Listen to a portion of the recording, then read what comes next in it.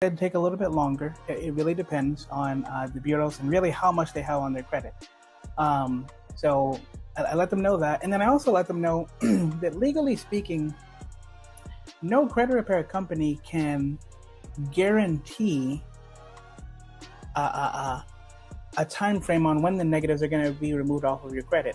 If any credit repair company is guaranteeing results, you should be worried, because not only have they just broken the law by saying that, but that usually means that they don't really have any intention on fixing your credit. Because if they're guaranteeing that, that means they're telling you what you want to hear, because they want to get your money. And then after they get your money, they're going to just disappear.